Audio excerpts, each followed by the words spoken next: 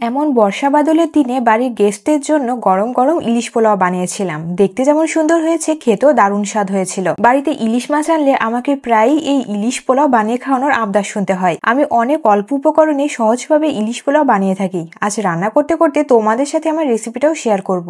চলছে শ্রাবণ মাস, সারাদিন যেমন মুষলধারে বৃষ্টি হচ্ছে, তেমনি বাজারেও ইলিশের রমরমা চাহিদা। সকাল সকাল বৃষ্টিতে ভিজে বাজার থেকে এই মাছগুলো নিয়ে এসেছি। তোমরা কমেন্ট করে জানিও তো মাছগুলো কেমন হলো। আমি এখানে 4 পিস মাছ নিয়েছি। প্রথমেই আমি মশলাটা বানিয়ে নেব। এর জন্য লাগবে বেশ কিছুটা টক দই। টক দই ভালো মতো ফেটিয়ে নেব।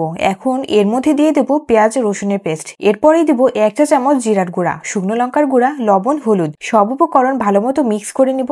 এখন এর ভেতরেই আমি ইলিশ মাছের পিসগুলো দিয়ে দেবো। মশলার সাথে মাছগুলো ভালো মতো করে মাখিয়ে নেব। এখানে সামান্য সরিষার তেলও দিয়েছিলাম। ঠিক এইভাবে ম্যারিনেট করে রেখে দেবো 20 মিনিটের জন্য। হাতে সময় থাকলে আপনারা আরো বেশি সময়ের জন্য ম্যারিনেট করে ফ্রিজে রাখতে পারেন।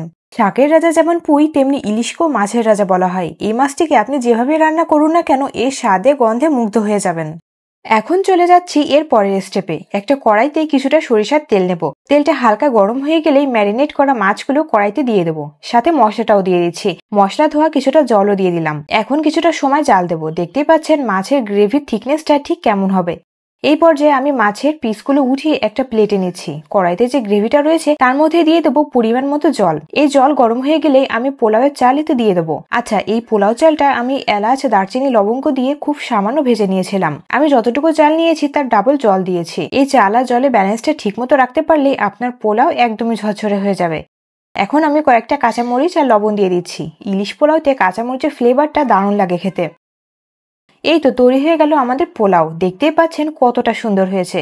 এটা ঠান্ডা হয়ে গেলে আরো বেশি ঝরঝরে হয়ে যাবে। এরপরের স্টেপটা একদমই সহজ। আমরা যে মাছগুলো তুলে রেখেছিলাম তা এখন পোলাওয়ের উপর একে একে দিয়ে দেবো। এই পর্যায়ে দিয়েছি 1 চা চামচ ঘি আর বেশ কিছুটা পেঁয়াজের বেরেস্তা। রান্নাটা কিন্তু এখনো শেষ হয়নি। পোলাওটা এখন দমে রাখতে হবে। সেটা কিভাবে করবেন আমি সেটাও দেখিয়ে দিচ্ছি।